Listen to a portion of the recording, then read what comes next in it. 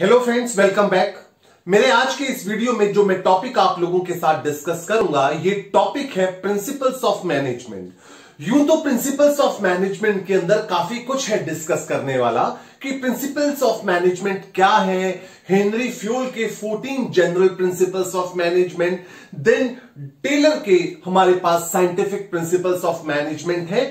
लेकिन आज के इस वीडियो के अंदर मैं आप लोगों के साथ हेनरी फ्यूल के 14 मैजिकल प्रिंसिपल से रिलेटेड डिटेल में डिस्कशन करूंगा। लेकिन इससे पहले कि हम हेनरी फ्यूल के 14 प्रिंसिपल्स के बारे में जानकारी हासिल करें, हमारे लिए जान लेना जरूरी है कि ये प्रिंसिपल्स ऑफ मैनेजमेंट आखिर है क्या। जैसा कि आप डेफिनेशन देख रहे हैं, प्रिंसिपल्स ऑफ मैनेजमेंट क्या है? स्टेटमेंट ऑफ फंडामेंटल ट्रुथ है, जो कि मैनेजर्स को एक गाइडलाइंस इशू करते हैं to run the organisation effectively and efficiently.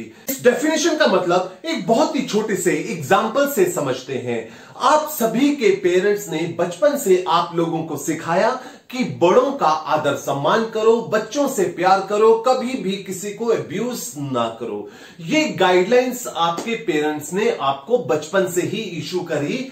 ये गाइडलाइंस इसलिए इशू करी ताकि आप अगर इन गाइडलाइंस को फॉलो करेंगे तो आप एक सिविलाइज्ड पर्सन बन पाएंगे। ठीक किसी तरह हेनरी फ्यूल ने ऐसी 14 गाइडलाइंस हर मैनेजमेंट को, हर मैनेजर्स को इशू करी है कि अगर हर ऑर्गेनाइजेशन का मैनेजर्स इन गाइडलाइंस को फॉलो करेंगे तो वो अपनी ऑर्गेनाइजेशन को इफेक्टिवली एंड एफिशिएंटली रन कर पाएंगे। दोस्तों, हेनरी फ्यूल के प्रिंसिपल्स को स्टडी करने से पहले हम जान लेते हैं हेनरी फ्यूल के बारे में। हेनरी फ्यूल का जन्म दोस्तों 1841 को इस्तांबुल में हुआ और सिर्फ 19 इयर्स की एज में 1860 को इन्होंने फ्रांस की माइनिंग कंपनी को एज अ इंजीनियर ज्वाइन किया और बहुत साल की मुशक्कत के बाद 1881 को ये उसी कंपनी के डायरेक्टर प्रमोट हुए।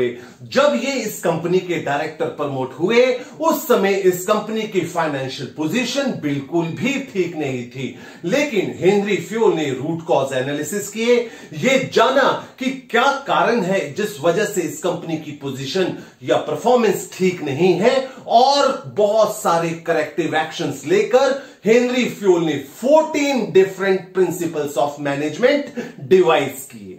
ये वो 14 मैजिकल प्रिंसिपल्स ऑफ मैनेजमेंट है जिसको हम जनरल प्रिंसिपल्स ऑफ मैनेजमेंट भी बोलते हैं। हम अपने इस मॉड्यूल में, इस वीडियो में एक एक कर हर प्रिंसिपल ऑफ मैनेजमेंट को डिस्कस करेंगे। हम ना सिर्फ प्रिंसिपल ऑफ मैनेजमेंट का मीनिंग डिस्कस करेंगे, बल्कि हम ये भी डिस्कस करेंगे कि हर प्रिंसिपल ऑफ मैनेजमेंट का क्या एडवांटेज हो सकता है अगर ऑर्गेनाइजेशन इस प्रिंसिपल को अप्लाई करती है, और अगर ऑर्गेनाइजेशन ने इसे अप्लाई नहीं किया तो इसका कॉन्सिक्वेंस ऑफ वायलेशन क्या होगा, ऑर्गेनाइजेशन को क्या नुकसान होगा अगर इस प्रिंसिपल को अप्लाई ना किया जाए। तो सबसे पहला प्रिंसिपल है दोस्तों division of work, division of labour. इस प्रिंसिपल ऑफ मैनेजमेंट का मतलब है कि ऑर्गेनाइजेशन के अंदर मैनेजमेंट को अपने वर्कर्स के बीच में जो काम डिवाइड करना है, उनकी काबिलियत, उनकी स्किल, उनकी नॉलेज को ध्यान में रख के काम को डिवाइड करना है। डिवीजन ऑफ वर्क का यह मतलब बिल्कुल नहीं है कि equal distribution of work. Division of work का मतलब सिर्फ इतना है कि इंसान को वही काम दो जो उसकी काबिलियत को मैच करता हो। फॉर एग्जाम्पल, आप देखिए बेटा, आप सभी लोगों के स्कूल में जो सब्जेक्ट टीचर्स हैं वो अपनी अपनी स्किल के हिसाब से ही आपको सब्जेक्ट पढ़ाते हैं। ऐसा नहीं होता कि बिजनेस स्टडी वाला टीचर फिजिक्स आकर पढ़ा जाएगा और फिजिक्स वाला टीचर बिजनेस स्टडीज आकर पढ़ा जाएगा। जो जिस पर्सन की काबिलियत है वो उसी काबिलियत के हिसाब से अपना सब्जेक्ट पढ़ाता है। अगर ऑर्गेनाइजेशन के अंदर डिवीजन ऑफ वर्क फॉलो किया जाएगा तो ऑर्गेनाइजेशन को क्या फायदा होगा? जो भी इंप्लॉइज हैं they will be happy with their job, क्योंकि उनको काम उनकी काबिलियत के हिसाब से मिला है तो जॉब सेटिस्फैक्शन होगा, वेस्टेज ऑफ रिसोर्सेज अवॉइड होगा, क्योंकि मुझे वही काम दिया गया है जो मुझे आता है तो मैं कम टाइम के अंदर काम कर दूंगा, रॉ मटेरियल वेस्ट नहीं करूंगा, फाइनेंशियल रिसोर्स वेस्ट नहीं करूंगा, और एम्प्लॉय टर्नओवर भी रिड्यूस होगा। रीजन बीइंग जॉब सेटिस्फैक्शन है, मुझे मेरे काम की नॉलेज है, वही काम कर रहा हूं जो मुझे आता है, तो प्रोबेबिलिटी जॉब को छोड़कर जाने की कम हो जाती है। बट अगर कोई ऑर्गेनाइजेशन डिवीजन ऑफ वर्क का प्रिंसिपल नहीं लगाती तो जो एडवांटेजेस उसे आने हैं वो सारे के सारे ऑर्गेनाइजेशन अवेल नहीं कर पाती, यानी कि वर्कर्स के अंदर डिससैटिस्फैक्शन होगा, एम्प्लॉय टर्नओवर बढ़ेगा, रिसोर्सेज वेस्ट होने स्टार्ट हो जाएंगे दोस्तों। इसके बाद हमारे पास सेकंड प्रिंसिपल है parity of authority and responsibility. Parity का मतलब होता है इक्वालिटी। इस प्रिंसिपल का यह मतलब है कि ऑर्गेनाइजेशन के अंदर हर वर्कर को ना तो बहुत ज्यादा अथॉरिटी देनी चाहिए ना बहुत ज्यादा responsibility. There should be proper balance between authority and responsibility. इससे फायदा क्या होगा? इससे फायदा यह होगा कि पर्सन के लिए रिस्पॉन्सिबिलिटी को निभाना आसान हो जाएगा और अथॉरिटी का वो मिसयूज नहीं कर पाएगा, ऑर्गेनाइजेशन के गोल्स को अचीव करने में बहुत आसानी होगी। लेकिन अगर किसी पर्सन को रिस्पॉन्सिबिलिटी दी गई है, अथॉरिटी नहीं दी गई, से फॉर एग्जांपल सेल्स पर्सन को रिस्पॉन्सिबिलिटी तो दी गई है यूनिट्स को सेल करने की, बट उसको डिस्काउंट की बिल्कुल अथॉरिटी नहीं है, तो ऐसे में वो अथॉरिटी के अभाव में हो सकता है अपनी रिस्पॉन्सिबिलिटी ना निभा पाए। और अगर बहुत ज्यादा अथॉरिटी दे दी गई, रिस्पॉन्सिबिलिटी है नहीं, तो वो अपनी अथॉरिटी का मिसयूज करेगा और ऑर्गेनाइजेशंस के गोल ऐसे में अचीव नहीं हो पाएंगे दोस्तों। इसके बाद हमारे पास थर्ड प्रिंसिपल है डिसिप्लिन। डिसिप्लिन का वैसे तो मतलब होता है रूल्स एंड रेगुलेशंस को फॉलो करना। जी हां, वैसा ही हम यहां पर भी पढ़ेंगे। ये रूल्स एंड रेगुलेशंस ना सिर्फ वर्कर्स के लिए हैं बल्कि मैनेजर्स के लिए भी अप्लाई होते हैं। फॉर एग्जांपल, अगर ऑर्गेनाइजेशन के अंदर रिपोर्टिंग टाइम 9 AM का है तो इसका मतलब सिर्फ वर्कर्स 9 बजे नहीं आएंगे, मैनेजर्स भी 9 बजे आएंगे। एक और बात मैं यहां पे बता दूं जो डिसिप्लिन प्रिंसिपल को डिफाइन करती है। डिसिप्लिन प्रिंसिपल का मतलब यह भी होता है कि मैनेजमेंट अगर कोई कमिटमेंट करे तो मैनेजमेंट को वो कमिटमेंट फुलफिल करनी होगी। से फॉर एग्जांपल, अगर मैनेजमेंट ने अपने वर्कर्स को बोला कि आप ओवर टाइम कीजिए, इसके बदले में हम आपको एक्स्ट्रा सैलरी पे करेंगे, और जब एक्स्ट्रा सैलरी पे करने का टाइम आता है मैनेजमेंट मुकर जाती है, मैनेजमेंट डिनाई कर देती है कि सैलरी पे एक्स्ट्रा नहीं कर पाएंगे क्योंकि फाइनेंशियल क्राइसिस चल रहे हैं। इसका मतलब यह हुआ कि मैनेजमेंट ने जो कमिटमेंट करी थी, मैनेजमेंट वो कमिटमेंट को फुलफिल नहीं कर रही, मैनेजमेंट डिसिप्लिन में नहीं है। सो डिसिप्लिन के दो मतलब हुए, एक तो रूल्स एंड रेगुलेशंस को फॉलो करना और जो कमिटमेंट कर रहे हैं उस कमिटमेंट को फुलफिल करना। सो अगर किसी भी ऑर्गेनाइजेशन में डिसिप्लिन का प्रिंसिपल अप्लाई होता है तो उस ऑर्गेनाइजेशन में सारा काम सिस्टमैटिकली होगा, जो माहौल है वो वर्केबल होगा और रिसोर्सेज का वेस्टेज नहीं होगा। रिसोर्सेज के वेस्टेज का क्या मतलब है? डिसिप्लिन अगर है तो सभी इंप्लॉइज टाइम से आते हैं, टाइम से जाते हैं, टाइम वेस्ट नहीं होगा और टाइम एक बहुत इंपॉर्टेंट रिसोर्स होता है। बट अगर किसी भी ऑर्गेनाइजेशन में ये डिसिप्लिन का प्रिंसिपल नहीं होगा तो उसका कॉन्सिक्वेंस ऑफ वायलेशन क्या होता है? उसका कॉन्सिक्वेंस ऑफ वायलेशन ये सारी की सारी एडवांटेजेस का ओपोजिट हो जाता है दोस्तों। आगे चलते हैं। आगे हमारे पास फोर्थ प्रिंसिपल है unity of command. Unity of command का प्रिंसिपल कहता है कि ऑर्गेनाइजेशन में जितनी भी इंस्ट्रक्शंस, गाइडलाइंस है वो वर्कर को एक ही बॉस से आनी चाहिए। मैं एक ऑर्गेनाइजेशन में एम्प्लॉय हूं तो मेरे ऊपर 2 बॉसेस नहीं होने चाहिए। अगर मेरे ऊपर 2 बॉसेस हुए तो मैं कंफ्यूज हो जाऊंगा, मुझे नहीं पता लगेगा कि किसकी बात को पहले मानूं, किसकी बात को मैं थोड़ा डिले कर दूं। तो all instructions and guidelines should come from one boss only. एक ही बॉस एक पर्सन के हेड पे होना चाहिए। अगर किसी भी ऑर्गेनाइजेशन के अंदर ये यूनिटी ऑफ कमांड का प्रिंसिपल अप्लाई होता है तो उस ऑर्गेनाइजेशन में काम करने वाले वर्कर्स कंफ्यूज नहीं होते, उनमें रूल क्लैरिटी होती है, काम करने की इफेक्टिवनेस बढ़ जाती है, सारा काम टाइम पे होगा क्योंकि कंफ्यूजन तो नहीं है, और रिसोर्सेज का वेस्टेज भी अवॉइड हो जाता है। बट अगर ये यूनिटी ऑफ कमांड का प्रिंसिपल अप्लाई नहीं हुआ तो ऑर्गेनाइजेशन को जितनी भी एडवांटेजेस आनी थी, ऑर्गेनाइजेशन को वो एडवांटेजेस नहीं आ पाती। इसका मतलब क्या हुआ? इसका मतलब ये हुआ कि वर्कर्स अब कंफ्यूज रहेंगे क्योंकि 2 बॉस 3 बॉस हैं, काम कोई भी टाइम पे नहीं होगा, रिसोर्सेज वेस्ट होंगे दोस्तों। इसके बाद हमारे पास 5th प्रिंसिपल है unity of direction. Unity of direction का प्रिंसिपल कहता है कि ऑर्गेनाइजेशन में जितने भी वर्कर्स काम कर रहे हैं सबका एक कॉमन गोल होना चाहिए। ऑर्गेनाइजेशन में अलग अलग तरीके के लोग ज्वाइन करते हैं, सबका काम करने का तरीका अलग है, सोच अलग है, एक्सपीरियंस अलग है, ऐसे में क्लैश होना स्वाभाविक है। अगर क्लैश हुआ तो ऑर्गेनाइजेशन के गोल्स अचीव नहीं हो पाएंगे।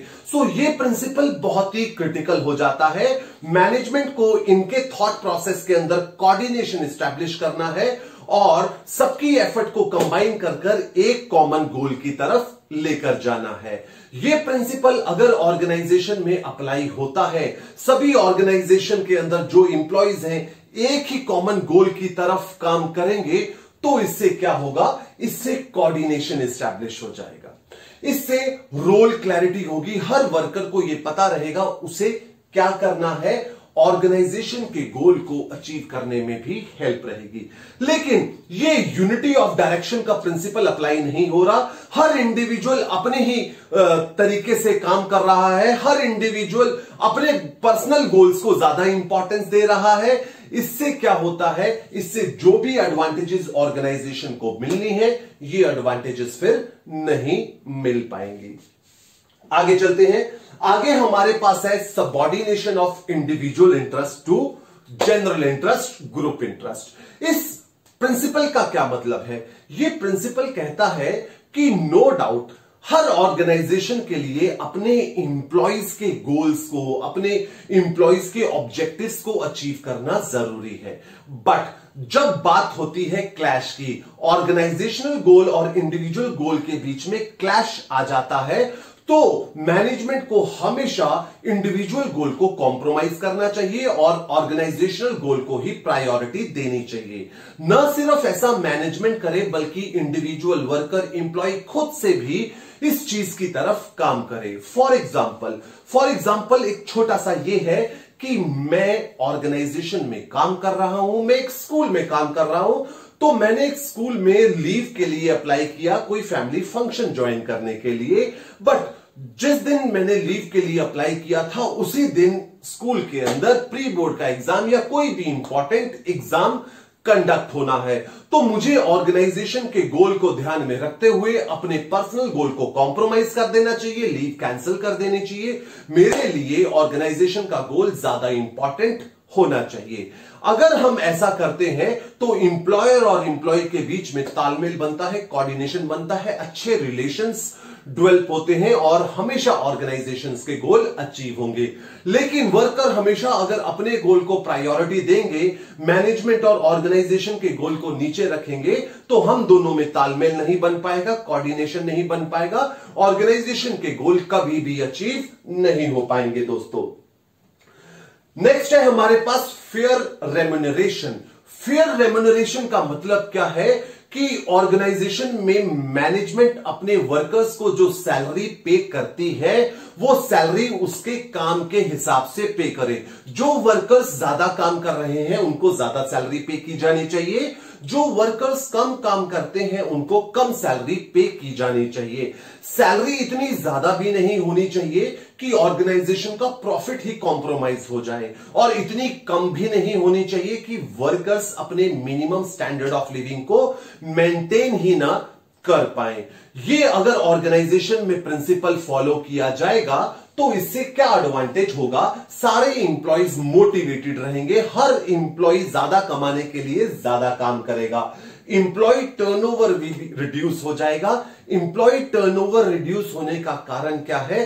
क्योंकि जब इंप्लॉइज मोटिवेटेड है, उनको सैलरी अच्छी मिल रही है, तो वो जॉब छोड़कर नहीं जाएंगे और ऐसे में ऑर्गेनाइजेशन के खुद के गोल्स अचीव करने में बहुत ही आसानी होगी। बट अगर ये प्रिंसिपल नहीं फॉलो किया जाए तो जितने भी एडवांटेजेस ऑर्गेनाइजेशन को आने हैं ये एडवांटेजेस नहीं आएंगे, एम्प्लॉइज डीमोटिवेटेड होंगे, ऑर्गेनाइजेशन के गोल्स अचीव नहीं होंगे, एम्प्लॉय टर्नओवर बढ़ जाता है दोस्तों। देन इसके बाद हम मूव कर रहे हैं 8th प्रिंसिपल की तरफ, सेंट्रलाइजेशन डिसेंट्रलाइजेशन। ये प्रिंसिपल क्या कहता है, पहले हम सेंट्रलाइजेशन एंड डिसेंट्रलाइजेशन की डेफिनेशन को जरा ध्यान से सुनते हैं, समझते हैं। सेंट्रलाइजेशन का मतलब होता है डिसीजन मेकिंग पावर एक ही इंडिविजुअल या एक ग्रुप के हाथ में है, बाकी कोई डिसीजन नहीं लेता। डिसेंट्रलाइजेशन का मतलब है कि डिसीजन मेकिंग पावर किसी के भी हाथ में दे दी जाए, सब डिफरेंट डिपार्टमेंट के हाथ में दे दी जाए। फॉर एग्जाम्पल, अगर आप अपने घर में अपनी पॉकेट मनी की डिमांड करते हैं, पैसा आपको चाहिए और पैसा देने का काम सिर्फ आपके फादर का ही है और कोई आपको पैसा नहीं दे सकता, तो यह है सेंट्रलाइजेशन स्ट्रक्चर आपके घर का। लेकिन जब आपको पैसा चाहिए और आप किसी से भी मांग लेते हैं, घर में कोई भी आपको पैसा दे सकता है, तो यह आपके घर का डिसेंट्रलाइज स्ट्रक्चर हुआ। हेनरी फ्यूल यहां पे क्या कहते हैं कि ऑर्गेनाइजेशन में सेंट्रलाइजेशन और डिसेंट्रलाइजेशन के बीच में बैलेंस होना चाहिए, ना बहुत ज्यादा डिसेंट्रलाइजेशन ना बहुत ज्यादा सेंट्रलाइजेशन। अगर ऑर्गेनाइजेशन में बहुत ज्यादा सेंट्रलाइजेशन है तो टॉप मैनेजमेंट के पास वर्कलोड बढ़ जाता है, डिले इन एक्शन हो जाता है। लेकिन अगर बहुत ज्यादा डिसेंट्रलाइजेशन हो जाए तो ऐसे में टॉप मैनेजमेंट का कंट्रोल लूज हो जाता है। तो हमें बैलेंस बनाकर चलना है। यहां पे हेनरी फ्यूल ने एक और बात बोली है कि सेंट्रलाइजेशन डिसेंट्रलाइजेशन की जो डिग्री है वो size of management, size of organisation के ऊपर डिपेंड करेगी। ऑर्गेनाइजेशन जितना छोटा होगा सेंट्रलाइजेशन उतना ज्यादा होना चाहिए, ऑर्गेनाइजेशन जितना ज्यादा बड़ा होगा डिसेंट्रलाइजेशन उतना ही ज्यादा होना चाहिए। अगर कोई भी ऑर्गेनाइजेशन ये प्रॉपर बैलेंस मेंटेन नहीं करती तो ऑर्गेनाइजेशन को नुकसान उठाने पड़ते हैं, डिले इन एक्शन हो सकता है, टॉप मैनेजमेंट के ऊपर वर्कलोड बढ़ सकता है और टॉप मैनेजमेंट का इवन कंट्रोल भी लूज हो सकता है। स्केलर चेन का प्रिंसिपल कहता है ऑर्गेनाइजेशन के अंदर हर इंडिविजुअल को हायरार्किकल ऑर्डर फॉलो करना चाहिए। हायरार्किकल ऑर्डर क्या है, ये चेन ऑफ कमांड और चेन ऑफ कम्युनिकेशन रहता है। से फॉर एग्जांपल, मैं जिस स्कूल में काम करता हूं, मेरे को अगर कुछ बात करनी है, मैं एक टीचर होने के नाते कोऑर्डिनेटर से बात करूंगा, कोऑर्डिनेटर वाइस प्रिंसिपल से बात करेंगे और वाइस प्रिंसिपल प्रिंसिपल से और प्रिंसिपल डायरेक्टर से बात करेंगे। ऐसा नहीं कि कोई भी टीचर डायरेक्टली डायरेक्टर के पास चला जाए। कोई भी ऑर्गेनाइजेशन में कम्युनिकेशन फ्लो होना है वो प्रॉपर हायरार्किकल ऑर्डर में ही फॉलो होना चाहिए। जैसे कि यहां पे FEDXBA ये डिफरेंट डेजिग्नेशंस हैं। एफ को अगर बात करनी है तो ई से, ई को बात करनी है तो डी से, D X X B and B A से। इस तरीके से कम्युनिकेशन फ्लो होना चाहिए। लेकिन यहां पे हेनरी फ्यूल ये मानते हैं कि इस तरीके से ऑर्गेनाइजेशन में अगर कम्युनिकेशन फ्लो करेगा तो डिसीजन मेकिंग डिले हो सकती है और अगर कुछ क्रिटिकल मैटर्स हैं जहां पे अर्जेंट डिसीजन लेना जरूरी है, ऐसे में ये हायरार्किकल ऑर्डर को कॉम्प्रोमाइज किया जा सकता है। और इसका एक्सप्लेनेशन हेनरी फ्यूल ने गैंग प्लैंक के तौर पे दिया, जहां पे एक एम्प्लॉई दूसरे डिपार्टमेंट के सेम डेजिग्नेशन के पर्सन से डायरेक्टली कम्युनिकेट कर सकता है। इसको हम गैंग प्लैंक बोलते हैं। अगर ये स्केलर चेन का प्रिंसिपल ऑर्गेनाइजेशन के अंदर फॉलो किया जाएगा तो ऑर्गेनाइजेशन को इससे क्या फायदा होता है, सिस्टमेटिक फ्लो ऑफ कम्युनिकेशन बना रहता है, किसी भी तरीके की कंफ्यूजन नहीं रहती, रोल क्लैरिटी यहां पे बनी रहती है। बट ये अगर स्केलर चेन फॉलो नहीं किया जाएगा तो ऑर्गेनाइजेशन में क्योस रहेगा और ये एडवांटेजेस सारी की सारी डिसएडवांटेजेस के अंदर कन्वर्ट हो जाती हैं। दोस्तों आगे चलते हैं। हमारा अगला प्रिंसिपल है ऑर्डर। ऑर्डर का प्रिंसिपल ये बिल्कुल नहीं कहता कि इंस्ट्रक्शंस गाइडलाइंस इशू करनी है, ऑर्डर देना है, जी नहीं। ऑर्डर का मतलब ये है कि men and material should be kept at right place. हर चीज अपनी अपनी जगह पर होनी चाहिए। फॉर एग्जाम्पल बेटा, आप अगर देखें, आपको अगर अपनी टी शर्ट रखनी है तो कभी भी वो किचन में नहीं रखते, आप वार्डरोब में रखते हैं। हाँ, आपके घर में हर चीज का एक स्पेसिफिक प्लेस बना हुआ है, आप वहीं पे वो अपनी चीज रखते हैं। इसका कारण ये होता है कि कल को जब आपको वो चीज ढूंढनी हो तो आपका टाइम वेस्ट ना हो। ठीक इसी तरह ऑर्गेनाइजेशन में भी हर जो चीज है, टूल्स है, वो अपनी अपनी जगह पर रखे जाने चाहिए, ताकि वर्कर्स को कल को इन चीजों को जब ढूंढना हो तो उनका ज्यादा एफर्ट ना लगे, टाइम वेस्ट ना हो। इससे एडवांटेज क्या होता है, एफर्ट ज्यादा नहीं लगता, टाइम वेस्ट नहीं होता, ऑर्गेनाइजेशन के गोल्स को अचीव करने में हेल्प मिलती है। बट अगेन, अगर ऑर्डर का प्रिंसिपल फॉलो नहीं किया जा रहा, क्योस है ऑर्गेनाइजेशन में, हर चीज अपनी जगह पे नहीं रखी हुई, इधर उधर फैली हुई है, तो एफर्ट्स ज्यादा लगेंगे, टाइम वेस्ट होगा, ऑर्गेनाइजेशन के गोल्स को अचीव करने में बहुत दिक्कत आएगी। देन हम अपने अगले प्रिंसिपल इक्विटी की तरफ चलते हैं। इक्विटी का प्रिंसिपल कहता है ऑर्गेनाइजेशन की आईज में, मैनेजमेंट की आईज में everybody should be equal, management should treat each and everybody equally. किसी के साथ किसी भी किस्म का फेवरेटिज्म या पार्शियलिटी मैनेजमेंट को नहीं करनी, सबको इक्वल ट्रीटमेंट देना चाहिए मैनेजमेंट को, ऑर्गेनाइजेशन को। अगर ऐसा मैनेजमेंट करती है तो इंप्लॉयर इंप्लॉय रिलेशन बहुत ही स्ट्रांग हो जाते हैं। वर्कर्स को यह विश्वास हो जाता है कि ये मेरा बॉस, ये मेरी मैनेजमेंट किसी भी हालात में पार्शियलिटी करने वाले नहीं है। काम करने का माहौल बनता है ऐसे ऑर्गेनाइजेशन में, और इंप्लॉयर इंप्लॉय रिलेशंस इंप्रूव होने के साथ साथ ये यहां पे इंप्लॉय टर्नओवर को भी रिड्यूस कर देता है। बट अगर ये पार्शियलिटी का माहौल है, फेवरेटिज्म का माहौल है, ये इक्विटी का प्रिंसिपल बिल्कुल अप्लाई नहीं हो रहा, तो ये जो एडवांटेजेस हैं, ऑर्गेनाइजेशन को ये एडवांटेजेस नहीं आएंगे, ऑर्गेनाइजेशन में काम करने लायक माहौल नहीं बनेगा, इंप्लॉयर इंप्लॉय रिलेशंस अच्छे नहीं होंगे और इंप्लॉय टर्नओवर बढ़ जाएगा। दोस्तों, हम आगे चलते हैं। हमारा अगला प्रिंसिपल है stability of tenure, stability of personnel. इसका मतलब जो भी ऑर्गेनाइजेशन के अंदर वर्कर्स है, ये ऑर्गेनाइजेशन को जल्दी जल्दी छोड़कर ना जाए, ना ही इनकी क्वाइट फ्रीक्वेंटली ट्रांसफर की जाए। इससे फायदा क्या होगा, इससे फायदा ये होगा कि जो वर्कर्स हैं, जिस स्पेसिफिक डेजिग्नेशन पोस्ट पे वो काम कर रहे हैं, ये अपने काम को और बेहतर तरीके से कर पाएंगे। ये अपने काम, इनका स्पेशलाइजेशन उस काम के अंदर डेवलप हो जाता है, प्रोडक्टिविटी बढ़ जाती है, रिसोर्सेज का वेस्टेज होना कम हो जाता है। बट अगर लगातार इनकी हम ट्रांसफर करते रहें, लगातार हम अपने इंप्लॉइज को चेंज करते रहें, न सिर्फ प्रोडक्टिविटी कम होती है वर्कर्स की, ऑर्गेनाइजेशन की कॉस्ट भी बढ़ जाती है, रिसोर्सेज वेस्ट होते हैं।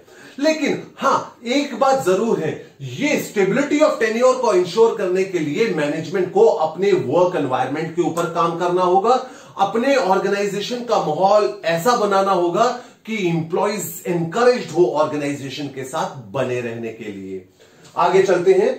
हमारा 13th प्रिंसिपल है इनिशिएटिव। यूं तो इनिशिएटिव का मतलब होता है पहल करना, लेकिन फ्यूल के इन प्रिंसिपल्स ऑफ मैनेजमेंट में इनिशिएटिव का मतलब लिया गया है कि मैनेजमेंट को अगर कोई भी डिसीजन लेना है, मैनेजमेंट को कोई भी एक्शन लेना है, वो एक्शन मैनेजमेंट लेने से पहले अपने वर्कर से कंसल्ट कर ले, कोई भी डिसीजन लेने से पहले अपने वर्कर से सलाह ले।